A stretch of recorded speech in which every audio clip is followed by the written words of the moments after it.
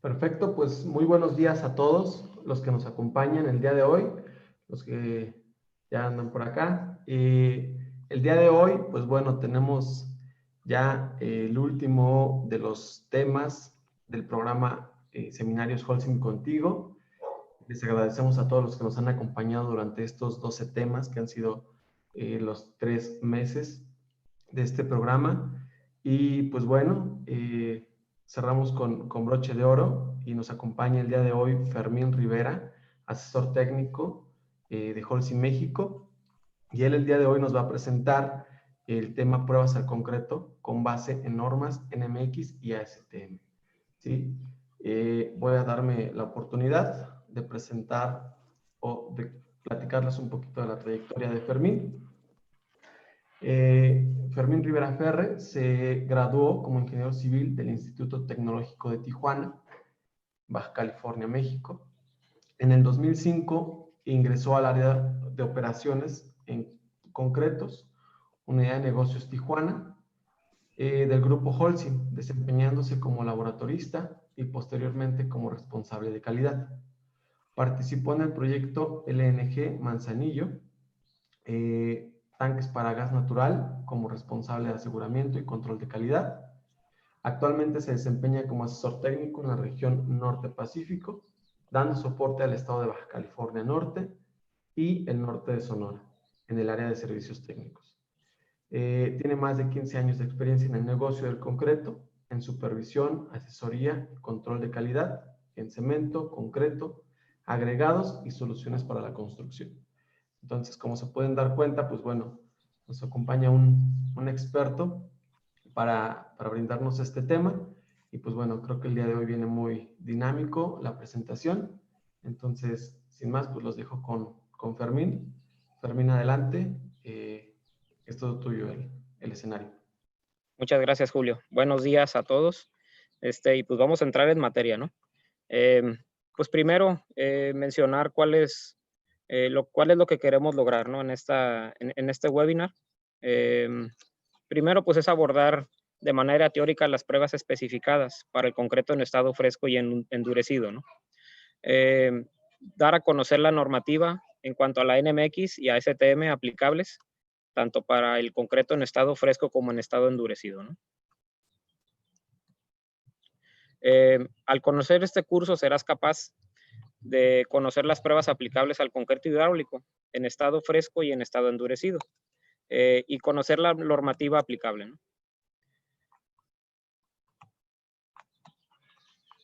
El temario vamos a ver un poquito de concreto hidráulico, pruebas aplicables al concreto en estado fresco y las pruebas aplicables al concreto en estado endurecido.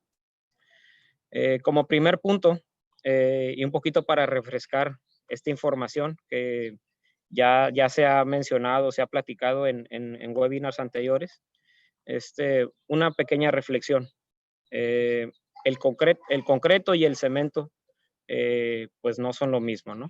En el caso del cemento, el cemento es uno de los ingredientes con los que fabricamos el concreto, y es el material cementante.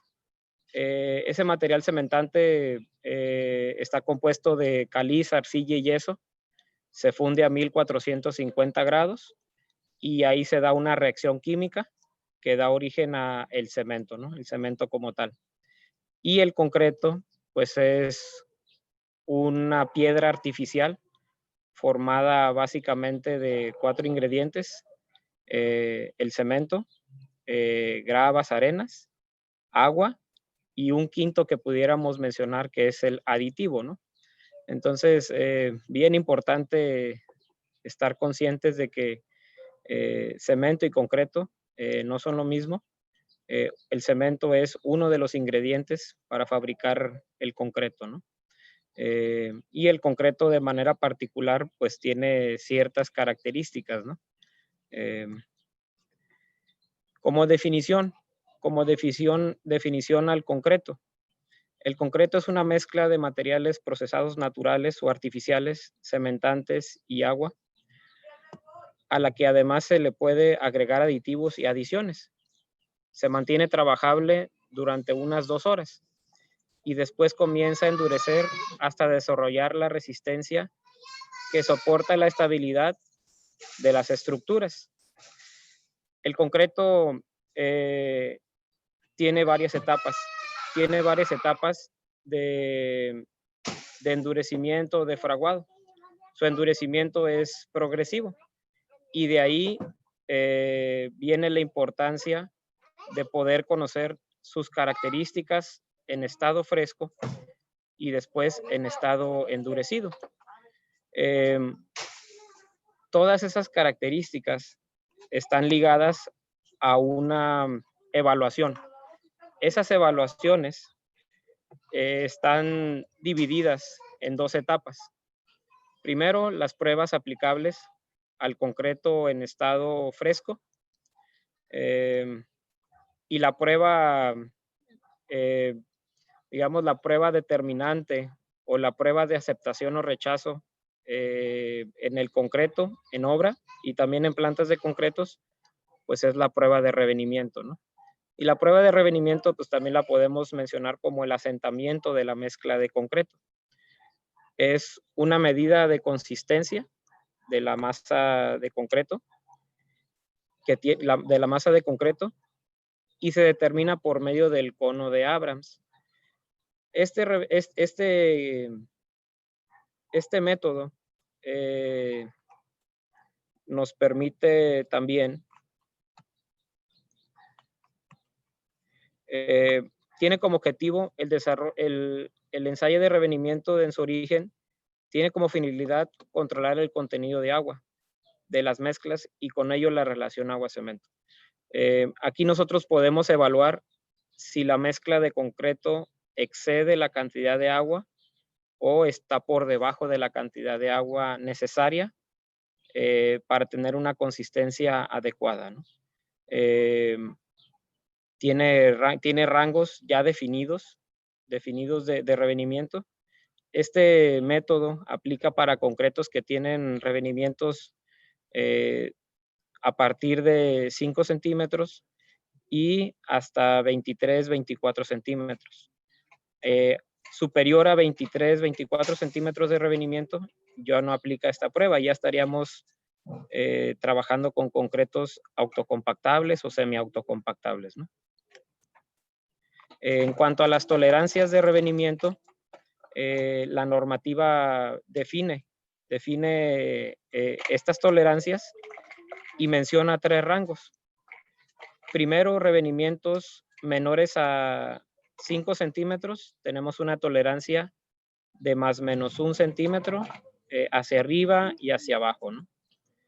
En el caso de los revenimientos de 5 centímetros a 10 centímetros, la tolerancia es más menos 2 centímetros y medio. Y concretos con revenimientos mayores a 10 centímetros en su diseño, la tolerancia es más menos 3 centímetros y medio. Y pues aquí están la normativa que le aplica a este método. En el caso de la normativa mexicana NMX, aplica la 156 y la normativa internacional ASTM aplica la normativa 143. Vamos a ver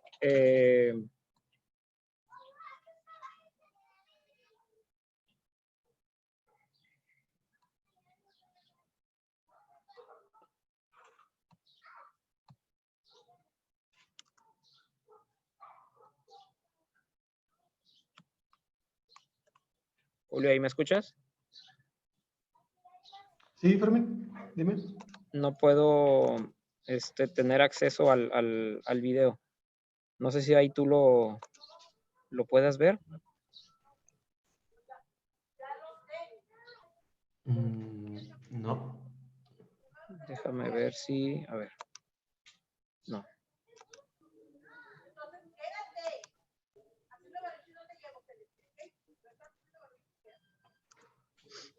Voy a hacerlo así.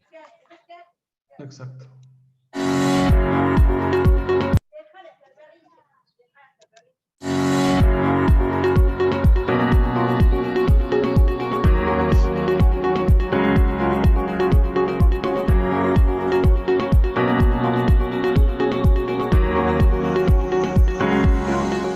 Esta prueba es utilizada para medir la consistencia y controlar la uniformidad del concreto. Para hacer la prueba de asentamiento se utilizan los siguientes equipos: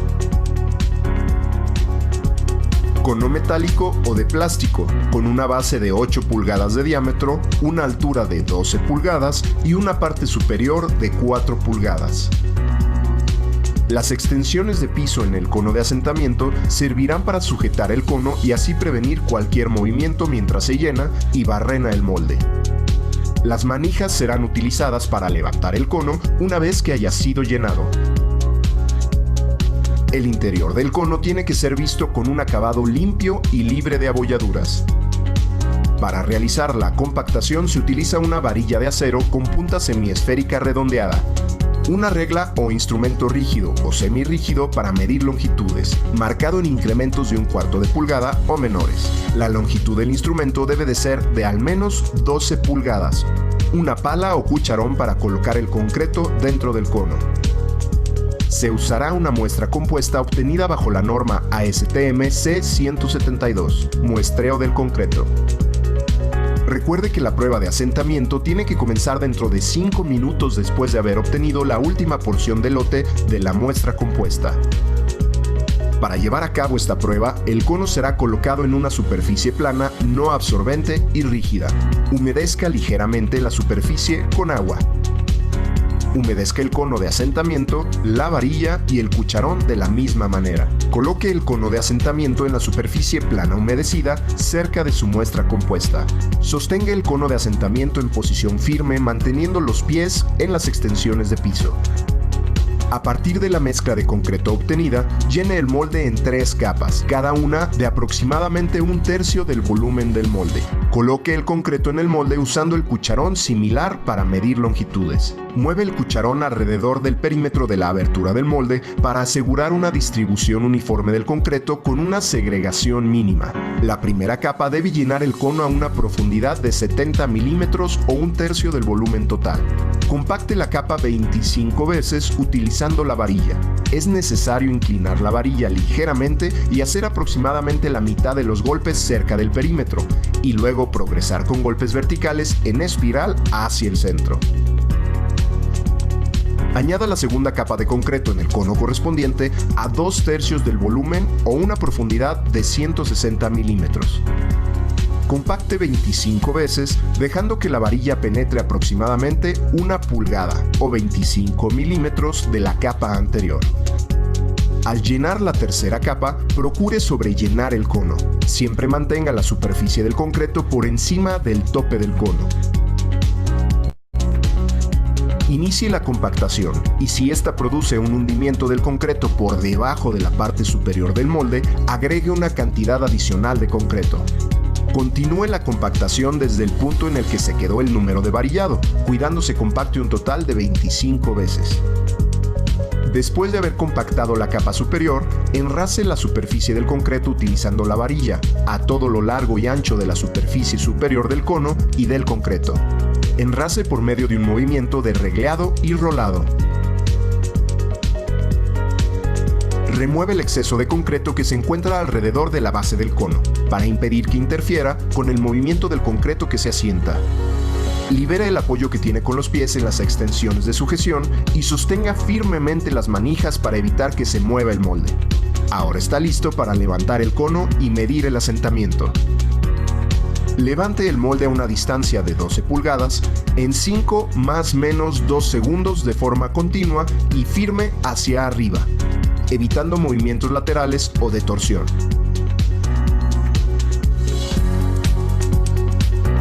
Realice el ensayo completo desde el comienzo de llenado hasta la remoción del molde sin interrupción en un lapso de 2.5 minutos. Coloque el cono cerca del asentamiento de concreto.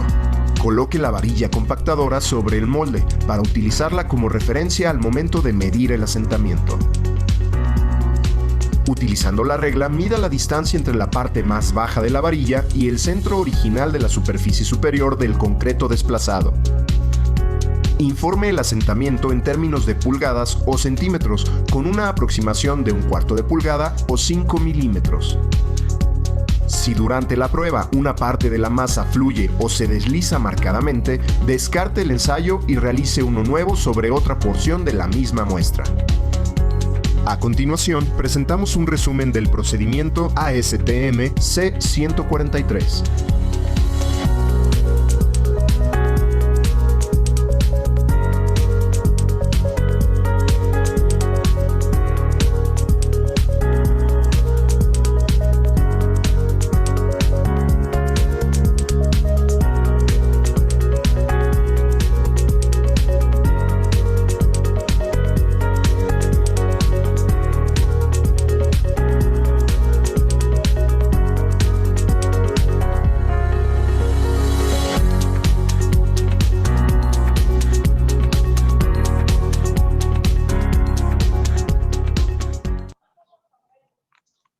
Bien, bueno, continuando con las diapositivas o con la información, otra de las pruebas que aplica al concreto en estado fresco es la masa unitaria.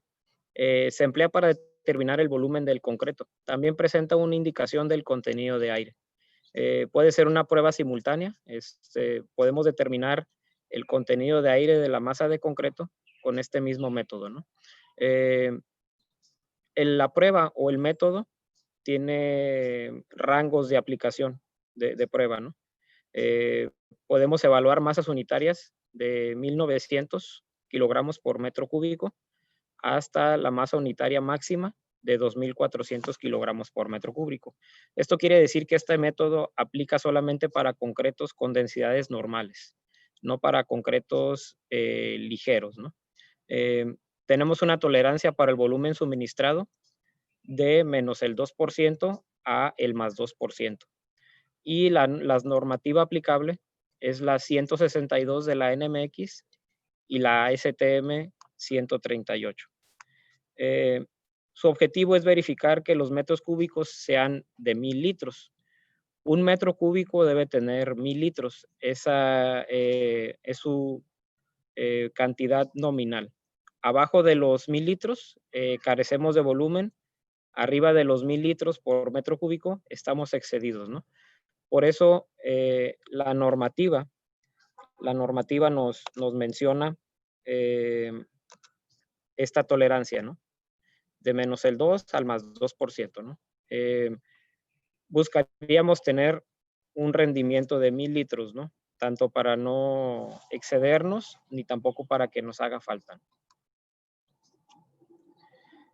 Otra de las pruebas que aplica el concreto en estado fresco es la determinación de la temperatura del concreto. Se compone de la temperatura promedio de todos los elementos que conforman la mezcla de concreto. La temperatura se genera a partir de las reacciones químicas, de la hidratación del cemento y la mezcla de todos los elementos que componen la masa de concreto. Entonces, es poder determinar cuál es la temperatura que genera el concreto, también dependiendo de los ingredientes y sobre todo también de las condiciones de clima. A mayor cantidad del cemento se produce mayor calor de hidratación. Entonces, también tenemos que evaluar qué tanto cemento, qué tanto material cementante tenemos en la mezcla para no exceder los límites recomendados o aceptables en concreto en estado fresco. En el caso de clima caluroso, no es recomendable exceder 38 grados centígrados. Para esto, condiciones muy extremas, donde tenemos temperaturas ambientes arriba de 40 grados, el concreto seguramente va a exceder esta limitante, ¿no? Para ello, pues hay diferentes maneras o métodos de reducir esa temperatura, utilizando hielo, enfriando los agregados, enfriando el agua. Entonces, ahí en clima caluroso, lo recomendable es no exceder 38 grados. Y en algunas ocasiones se pueden presentar dificultades si el concreto se acerca a los 32 grados. En el caso de esta prueba o de este método, se obtiene la muestra de concreto y se va a utilizar un termómetro que por lo menos tenga 7 centímetros de longitud del vástago y se va a sumergir sobre la masa de concreto. Después de que ya sumergido en la masa de concreto, vamos a esperar 2 minutos a que esa temperatura se estabilice, y posterior a esos 2 minutos de que se estabilice la temperatura, vamos a tomar la temperatura del concreto. Para que nosotros podamos asegurar que el vástago está en completo contacto con la masa de concreto, le vamos a dar unos golpecitos alrededor, unos golpes alrededor del vástago en la masa de concreto, para que todo el mortero envuelva el vástago o el sensor de temperatura del termómetro. Y de esa manera podemos asegurar de que la temperatura que está registrando el termómetro es propio de la masa de concreto, ¿no?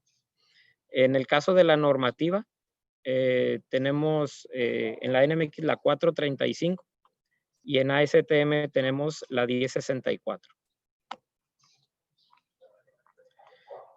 Otra prueba aplicable al contenido es el contenido de aire de la masa de concreto, y es la determinación de la cantidad de aire atrapado en el concreto expresado en porcentaje.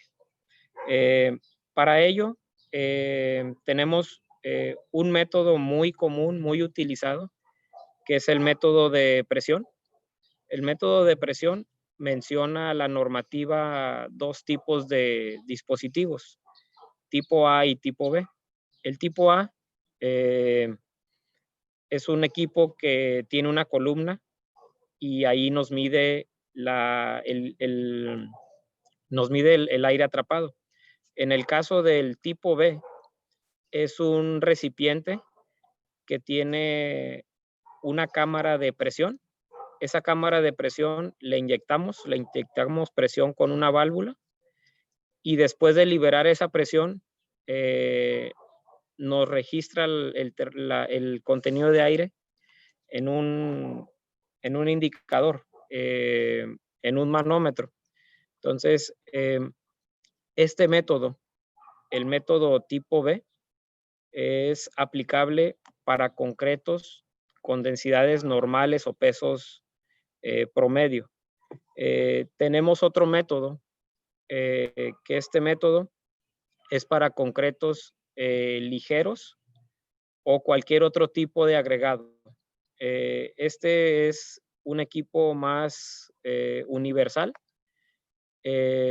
y este equipo, el de método de presión, tiene la limitante de que no podemos evaluar concretos ligeros, ¿no? Entonces, esa es la gran diferencia entre estos dos métodos, poder evaluar diferentes tipos de concretos, ¿no? El aire en el concreto tiene una particularidad, mejora la trabajabilidad y la cohesión, reduce la segregación, reduce el consumo de agua, el contenido de aire superiores a los especificados resulta en una disminución de la resistencia. Si nosotros de manera intencional o no intencional superamos la cantidad recomendable de aire en el concreto, vamos a disminuir considerablemente la resistencia. Podemos decir que por cada un 1% adicional del contenido de aire que tenemos en la masa de concreto que no está especificado, vamos a reducir aproximadamente un 5% la resistencia del concreto. Entonces es bien importante evaluar nuestros concretos en cuanto al contenido de aire para no exceder las cantidades recomendadas. Un concreto convencional debe tener una cantidad de aire inferior al 3%. Un concreto con aire incluido de manera intencional puede tener desde el 3 hasta el 7%, ¿no? En el caso de la normativa aplicable, agregados relativamente densos, aplica la 157 en NMX y en ASTM 231. Esta normativa es la que corresponde al medidor de aire de presión tipo B. Para agregados ligeros, porosos o cualquier otro tipo de agregado, aplica la 158 de la NMX y ASTM 173, que es este equipo, ¿no? Entonces, aquí es bien importante saber qué tipo de concreto es el que vamos a utilizar para poder definir el método que se va a utilizar para la determinación de esta característica, ¿no? Vamos a ver otro video.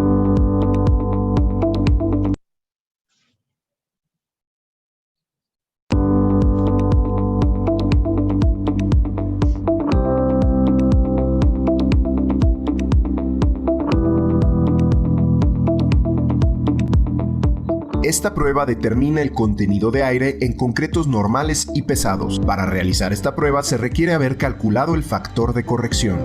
Para hacer la prueba de contenido de aire por el método de presión se utilizan los siguientes equipos. Medidor de aire tipo B. Un mazo con cabeza de goma o cuero crudo. Barra de enrasado, plana, derecha, de acero u otro metal, de al menos 3 milímetros de espesor y 20 milímetros de ancho por 300 milímetros de largo. Varilla compactadora, redonda, lisa, recta y de acero. Una placa de enrasado rectangular de 6 milímetros de espesor. Una pala para colocar el concreto dentro del medidor.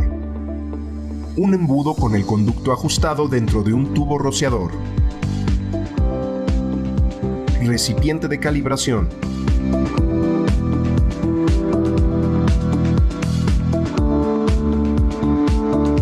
Comience la prueba humedeciendo el recipiente de medición, la varilla compactadora y la pala. Coloque el recipiente de medición en una superficie plana, nivelada y firme. Llene el molde en 3 capas, cada una aproximadamente de 1/3 del volumen del molde. Para la primera capa, coloque el concreto en el molde usando la pala. Mueva la pala alrededor del perímetro de la abertura del recipiente para asegurar una distribución uniforme del concreto con una segregación mínima. Compacte la capa utilizando la varilla 25 veces. Golpee los lados del recipiente de medida de 10 a 15 veces con el mazo para cerrar cualquier vacío dejado por la varilla de compactación y para liberar todas las burbujas grandes de aire que pudieran haber quedado atrapadas. Añada la segunda capa de concreto correspondiente a 2/3 del volumen del recipiente de medición. Compacte 25 veces, dejando que la varilla penetre aproximadamente 1 pulgada de la capa anterior. Golpee los lados del recipiente utilizando el mazo. Al llenar la tercera capa, procure que el nivel de concreto esté ligeramente sobre el tope del recipiente de medición. Compacte la capa utilizando la varilla 25 veces y golpee con el mazo. Enrase la capa superior deslizando la barra enrasadora, apoyada en el borde del recipiente de medición y con un movimiento de aserrado hasta que el recipiente esté justo al nivel de llenado. Realice un acabado liso usando la placa de enrasado plana con un movimiento de aserrado. Limpie las pestañas o bordes del recipiente y de la cubierta de ensamble para lograr un cierre hermético a presión. Limpie la cara interior de la cubierta y ensamble las abrazaderas del recipiente. Recuerde cerrar la válvula principal de aire después de haber fijado la cubierta de ensamble al recipiente de medición. Abra ambas válvulas de paso situadas en la tapa. Utilice la jeringa para inyectar agua a través de una de las válvulas hasta que el agua sea expulsada por la válvula opuesta y desaparezcan las burbujas de aire. Sacude el medidor suavemente hasta eliminar las burbujas de aire por la misma llave. Cierre la válvula de purga de aire de la cámara de aire. Luego, bombee aire adentro de la cámara hasta que la aguja de calibrar esté en su línea de presión inicial. Deje pasar unos segundos para que el aire comprimido regrese a la temperatura normal. Estabilice la aguja de calibrar a la línea de presión inicial apropiada, bombeando o expulsando aire según sea necesario. Golpee ligeramente el indicador de presión con la mano para ayudar en la estabilización. Cierre ambas válvulas de paso colocadas en la cubierta y abra la válvula principal de aire entre la cámara de aire y el recipiente de medición. Con la válvula principal de aire abierta, dé pequeños golpes rápidos con el mazo por algunos segundos para liberar cualquier burbuja de aire atrapada. Golpee suavemente el indicador de presión con la mano para ayudar en la estabilización. Lea y registre el porcentaje de aire presentado en la carátula del indicador de presión. De esta lectura, reste el factor de corrección del agregado para determinar el contenido de aire de la muestra.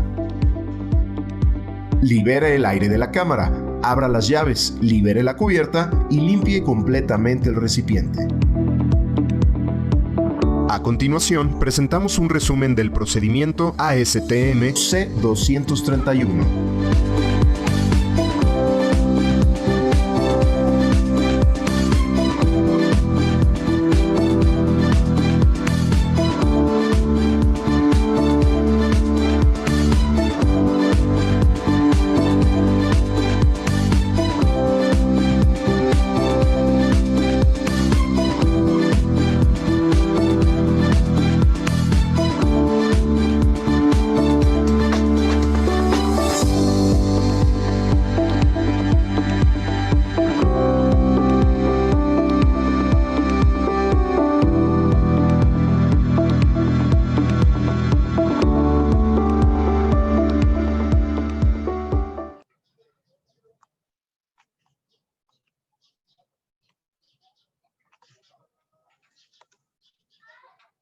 Bueno, continuando con las siguientes diapositivas, vamos a ver las pruebas aplicables al concreto endurecido, ¿no?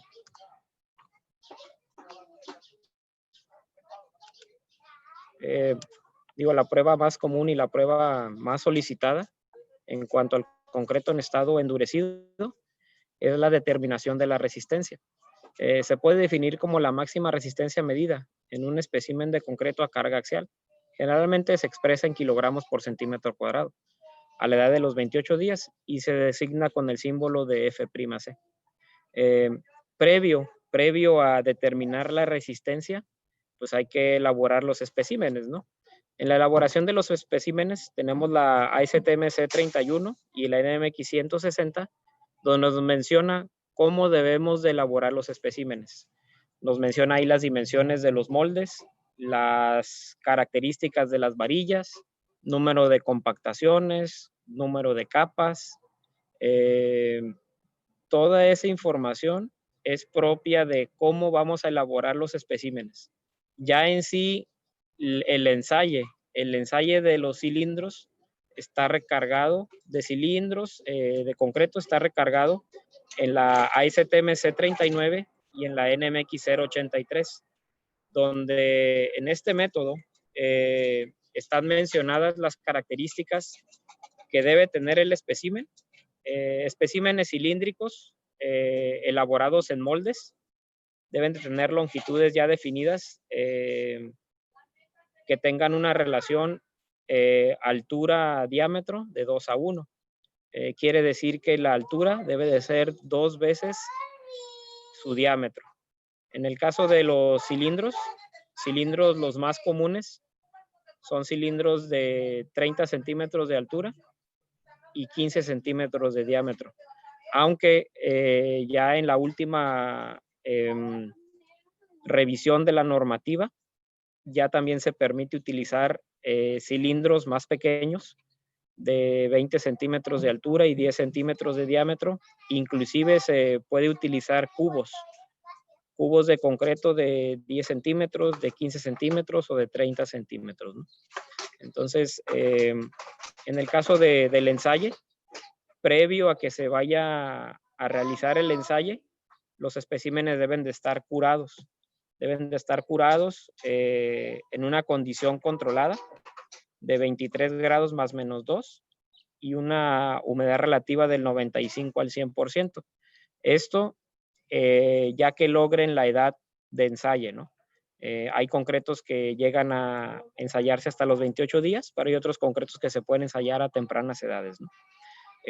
Posterior al curado, se hace la preparación de la preparación de las caras del cilindro, de las caras cilíndricas, y de manera normalizada se utiliza mortero de azufre fundido, para poder corregir alguna posible inclinación de las caras cilíndricas. Si bien el espécimen debe de estar en un lugar o en una superficie plana, lisa y libre de vibraciones, eso no exime que el cilindro vaya a tener una ligera inclinación. Entonces, la función del mortero de azufre es que las dos caras cilíndricas estén completamente paralelas y que estén perpendiculares al eje vertical. De esta manera, podemos lograr que la carga sea totalmente axial, que la carga del cilindro sea de manera puntual y que pueda representarnos o que pueda darnos el valor ya real de la resistencia a la compresión del concreto. Hay otra manera o otro método de poder preparar las superficies cilíndricas, que es con almohadillas de neopreno. Las almohadillas de neopreno también deben de evaluarse, deben de verificarse. Hay muchas marcas y hay también diferentes tipos de dureza. Hay dureza 60, 70, y esa dureza nos va a determinar el número de uso que les podemos dar, ¿no? Entonces, cuando ya se tienen los cilindros ya preparados en cuanto a las caras cilíndricas, pues se meten a la máquina de ensaye y se determine cuántos kilogramos de carga necesito para que ese concreto llegue a la falla. Todos los concretos van a fallar, todos los concretos van a llevarse a la falla. Aquí lo importante es determinar cuál es la resistencia y que la podamos cumplir, ¿no? Hay otra prueba que se hace al concreto en estado endurecido, que es la de módulo elástico. Y la prueba de módulo elástico se deberá obtener el valor del concreto con materiales que se emplean en la zona donde se pretende construir. Siempre deben de hacerse con agregados locales, con los que se van a utilizar para hacer la edificación. Y hay un requisito, que el valor promedio de 3 muestras consecutivas debe ser igual o mayor al módulo elástico de diseño especificado. En sí, ¿qué es el módulo elástico? El módulo elástico es determinar la deformación de un concreto antes de que llegue a la falla. Todos los materiales de construcción tienen una línea de falla o un punto en el que fallan. Los materiales todos son elásticos, se deforman y regresan a su posición original. Ese es el objetivo de la determinación del módulo elástico. Determinar el punto en el que en concreto puede ser cargado, se le aplica una carga y esa carga se deja de aplicar y regresa a su posición original. Se hace por medio de estos anillos, se llama deformímetro y está habilitado con unos micrómetros. Entonces, la prueba consiste en este cilindro, habilitarlo de los anillos, montarle los micrómetros, meterlo a la máquina de ensaye de compresión, y se va determinando la deformación del concreto a cada 5 toneladas. Esa deformación del concreto que va sufriendo, que nos la va dando los deformímetros, después vamos a calcular cuál es la deformación unitaria del concreto o cuál es la carga máxima la que puede resistir el concreto sin necesidad de llegar a la falla o a la ruptura. Este dato es bien importante para los estructuristas para poder determinar cuál es la capacidad de deformación del concreto sin llegar a la falla o a la ruptura, ¿no? Hay otra prueba que es la prueba de la resistencia a la tensión del concreto, y este es el valor obtenido mediante el procedimiento indirecto para determinar la resistencia a la tensión del concreto.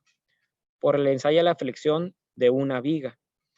Esta viga está referenciada a la norma ASTM C78 y a la NMX 191. Y este método consiste en elaborar una viga de concreto. Tiene dos particularidades. Bueno, tiene definidos ya las dimensiones de la viga como tal. La viga como tal debe de tener un peralte o una altura igual a la separación de los apoyos de carga.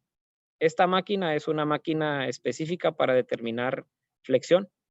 Tiene aquí los apoyos de carga. Los apoyos de carga debe tener una separación de 15 centímetros, que esa longitud va a ser igual al peralte de la viga y también al ancho de la viga. Entonces, por eso las vigas miden 15 centímetros de altura y 15 centímetros de ancho, porque la placa de carga en la parte de arriba va a ser de 15 centímetros y la separación de los apoyos son 3 veces la separación de la placa de carga. Si sabemos que son 15 centímetros aquí en la placa de carga, 3 veces son 45 centímetros. De ahí que definimos la separación de los apoyos de carga. Y la norma menciona que mínimo debe de haber un excedente de la longitud de la viga con respecto a la separación de los apoyos de por lo menos 1 pulgada. Por eso hay vigas que miden 50 centímetros. Hay vigas que miden 15 centímetros de altura, 15 centímetros de ancho y 50 centímetros de longitud. Entonces, ya elaborado el espécimen, lo montamos aquí en el dispositivo de aplicación de la carga y vamos a cargarlo. Vamos a buscar que la viga esté centrada y que la falla sea aplicada en el tercio medio. Aplicada la carga y determinada la falla en el tercio medio, vamos a utilizar esta fórmula para determinar la resistencia de módulo elástico o MR, donde vamos a utilizar la carga que se obtiene multiplicado por la longitud entre los apoyos dividido entre el ancho promedio de la viga multiplicado por la altura promedio al cuadrado. Y de esa manera ya determinamos el módulo elástico, bueno, determinamos la resistencia a la flexión del concreto. Otra prueba que se le hace al concreto endurecido es la determinación de la resistencia mediante el ensayo de núcleos. Se deben ensayar al menos una muestra formada de 3 núcleos de concreto sin daños, extraídos de la zona en duda. Adicional a que no tengan daños, no debe tener ningún material ajeno al concreto. Material orgánico, acero de refuerzo, oquedades en exceso o vacíos, son limitaciones que nosotros tenemos en el caso del ensayo de esos núcleos o de corazones de concreto, ¿no? Entonces, cuando se hace la extracción, debemos de asegurar de que el núcleo esté libre de cualquier material ajeno al concreto, ¿no? Esta extracción debe de ser de acuerdo a la NMX 169 o a la STM C42, donde nos menciona ahí varias características. Una de ellas es que el núcleo en su diámetro debe de ser, en su diámetro debe de ser por lo menos 3 veces el tamaño del agregado. No podemos utilizar núcleos de menos de 2 pulgadas. Esa es la limitante que nos marca la normativa. Y otra característica que nos pide cumplir es la relación de esbeltez. La relación de esbeltez de un núcleo debe de ser 2:1, igual que los cilindros elaborados en moldes. Nada más que ahí también ya la normativa nos permite, si tenemos relaciones inferiores de 2:1, nos permite tener factores de corrección. Esos factores de corrección nos van a permitir obtener la resistencia real del concreto, ¿no? Y ya como tal, en cuanto a la interpretación de los resultados o a la determinación del cumplimiento o no cumplimiento de los cilindros, de los núcleos de concreto, primero nos dice que el promedio de la resistencia de todos los núcleos extraídos debe de ser mayor o igual al 85% de la resistencia de diseño. Y ninguno de esos núcleos de manera individual debe de estar por debajo del 75%. Eso es lo que está definido en la normativa. Mínimo el 85% de la resistencia en promedio de los tres y ninguno de manera individual abajo del 75%. Y en el caso del método de ensayo, también coincide con lo de los cilindros de concreto elaborados en molde, la C83 y la STMC 39. Entonces, aquí hay, varias particularidades donde, como le repito, primero, definir el diámetro de la broca, mínimo 3 veces el tamaño máximo de agregado, y nunca debe ser por debajo de 2 pulgadas. Y después es determinar la altura del núcleo, que tenga una relación de esbeltez de 2:1. Entonces, esas particularidades ya están definidas en la normativa, igual que los cilindros elaborados en molde.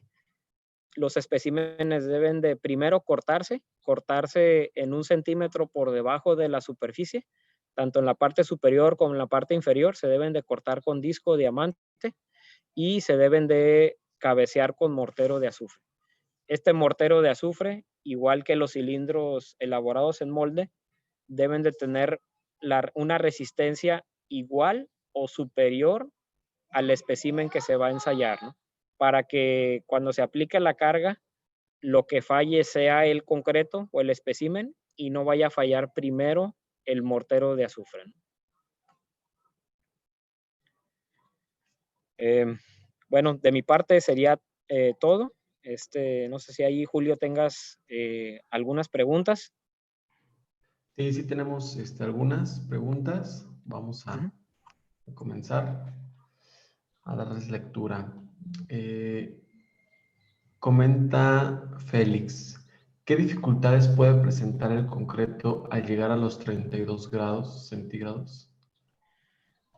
Bueno, mira, el concreto de manera natural, su temperatura ideal son 23 grados, de 23 a 25 grados. Cuando el concreto excede los 32 grados, lo primero que vas a poder tener como dificultad es la colocación del concreto. El concreto arriba de 32 grados va a sufrir una contracción o se va a secar de manera prematura. Entonces, eso te va a dificultar los trabajos de colocación en la obra. El concreto va a fraguar muy rápido, no vas a poder vibrarlo, ni acabarlo, ni darle una buena nivelación adecuada, ¿no? Entonces, en estado fresco, esa es la dificultad que tú vas a ver de manera inmediata, ¿no? Que el concreto va a fraguar muy rápido y te va a dificultar los trabajos de colocación y acabado, ¿no? Perfecto, muchas gracias, Fermín. Eddie Sandoval pregunta, ¿en qué casos se ensayan vigas de concreto? ¿Cuál es el objetivo de ese ensayo? ¿Y en qué casos se realizan? Bueno, en el caso de las vigas, se muestrea ese concreto o se ensaya ese concreto cuando tenemos superficies que van a estar expuestas a rodamientos. En el caso de los pavimentos, en el caso de las vialidades, en el caso de los pisos industriales, donde vamos a tener superficies planas, donde va a haber circulación de vehículos, circulaciones de montacargas, cualquier vehículo propulsado, va a aplicarle una carga de flexión. Esa carga de flexión nosotros debemos de asegurar de que nuestro concreto tenga esa resistencia mínima, ¿no? Entonces, concretos donde muestreamos vigas es para superficies planas donde va a haber rodamiento de vehículos. Ok, perfecto. Muchas gracias, Fermín. Daniel pregunta, ¿la altura del revenimiento es debajo de la varilla o se toma por debajo de la varilla o en el punto medio de la varilla? No, se toma en la parte baja de la varilla y bien importante que sea en el centro desplazado de la masa de concreto. De manera equivocada, hay, digo, no en todas partes, pero hay ocasiones que toman el promedio de 3 lecturas. Si está muy inclinado el centro desplazado, toman el promedio. La normativa menciona de que se debe de tomar la lectura de la parte inferior de la varilla, recargada en el cono en la parte superior, de la parte baja de la varilla hacia el centro desplazado. Esa es la manera correcta de tomar la lectura del revenimiento. Perfecto, muchas gracias, Fermín. Roberto pregunta, ¿cuál es el módulo, bueno, el módulo de elasticidad, cuál es el óptimo? Bueno, el módulo de elasticidad óptimo va a depender del estructurista. El estructurista va a definir la cantidad de módulo elástico necesaria para que la estructura como tal resista las deformaciones. Concretos con agregados calizos están definidos en la normativa como una cantidad mínima de módulo de 18,000 raíz cuadrada de F'C. Concretos con agregado basáltico cambia a 14,000 raíz cuadrada de F'C. Entonces, no hay un módulo elástico, digamos, óptimo, sino es el que defina el estructurista en su análisis con respecto a las posibles deformaciones o cargas lateral que vaya a tener el edificio. Eso es muy utilizado en zonas donde hay cargas accidentales o cargas laterales, por ejemplo, los movimientos del suelo, los terremotos, ¿no? O zonas donde hay mucho viento. Ahí es muy utilizado por parte de los estructuristas definir un módulo elástico. Perfecto, muchas gracias, Fermín. Nos pregunta Roberto, ¿qué norma aplica para el ensayo de probetas, tanto para muestreo y módulo de ruptura? Para... ¿Qué norma aplica para el ensayo de probetas? El ensayo de... Sí. Bueno, para los cilindros, sí, yo creo que se refiere a los cilindros, exacto. Ajá, aplica la 083 para el ensayo de cilindros de concreto, tanto para cilindros como para núcleos. A lo mejor, no sé si se refiere a alguno de esos dos, pero aplica la 083 para el ensayo de los núcleos.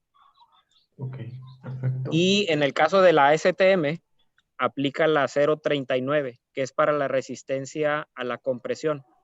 Y para la flexión, la 078 para determinación de resistencia a flexión para las vigas, ¿no? Perfecto, muchas gracias, Fermín. Hay algo, digo, nada más quería hacer solamente un comentario. Ahorita ya mencionamos varias normas, varios métodos de ensayo. Cada uno de esos métodos aplica una verificación y calibración de los equipos. Es bien importante que nosotros también conozcamos acerca de esas verificaciones y calibraciones, porque de esa manera nos da certeza en cuestión del resultado que estamos obteniendo, ¿no? Entonces, puede ser que yo tenga el equipo, pero si el equipo no está verificado, calibrado y en condiciones de uso, el resultado que yo estoy obteniendo tal vez no sea el real, ¿no? Ok, perfecto, muchas gracias, Fermín. nos preguntan también, en los concretos con control de temperatura para distancias largas de 2 horas con 30 minutos, al llegar a la obra con temperatura óptima, se pone muy rápido, dejando poco tiempo de colocación. ¿Esto por qué? Bueno, ahí tendríamos que ver qué tipo de aditivo están utilizando para esa distancia larga. Ahí es recomendable sí utilizar el control de la temperatura, pero acompañarlo de un aditivo retardante de fraguado o un aditivo estabilizador, que ese me va a permitir que el grano de cemento no absorba de manera prematura el agua en la masa de concreto. Entonces puede ser que tengamos ahí que combinar el control de la temperatura y adicionalmente un aditivo retardante de fraguado o estabilizador que evite la absorción del agua en el grano de cemento, ¿no? Perfecto, muchas gracias, Fermín. También nos preguntan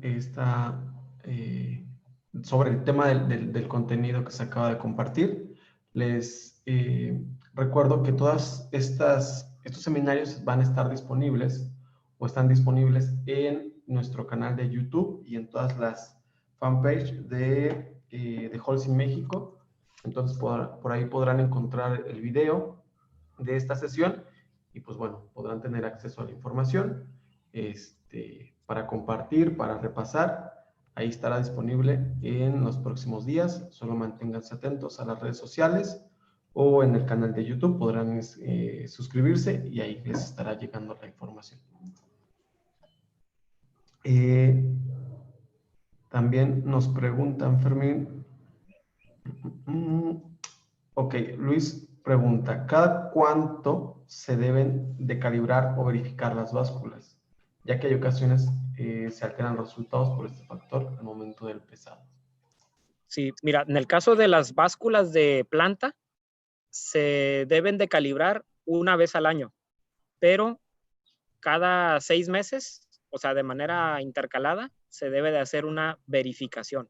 Una cosa es la verificación, saber cuánto es el error de la medición que tienes, y otra es la calibración, porque en la calibración está involucrado el ajuste, ¿no? Entonces, para temas operativos de básculas de cementos y agregados, lo recomendable es que por lo menos una vez al año hagas tu calibración. Para las básculas de laboratorio, también debe de ser por lo menos una vez al año, para que tú tengas la certeza de que todas las mediciones que estés obteniendo con esos equipos sean reales, ¿no? Sean confiables y no tengas ninguna duda de que lo que te está arrojando el equipo en cuanto a la medición no sea lo real, ¿no? Pero por lo menos una vez al año. Perfecto, muchas gracias, Fermín. Y vamos a ver, creo que ya no hay más preguntas. Pues bueno, vamos a cerrar el seminario del día de hoy. Pues nuevamente, muchas gracias, Fermín, por acompañarnos, por platicarnos sobre las pruebas. Y pues bueno, igual agradecer a todo el público que nos estuvo acompañando durante estos 12 temas que estuvimos impartiendo. Ya pueden encontrarlos hasta el día de hoy, hasta el tema número 11, ¿sí? En la página de YouTube, en el canal. Entonces, ahí pueden repasar todos los temas. Manténganse, atentos a nuevos programas que estaremos lanzando. Entonces, pues nada más, y agradecerles su participación a todos y pues que tengan un buen martes. Fermín, igual, muchas gracias por participar. No, gracias a ustedes. Gracias a ti, Julio, por la invitación, y pues gracias a las personas a los compañeros que estuvieron presentes, ¿no? Muchas gracias. Muchas gracias. Pues muy buen día a todos. Hasta luego.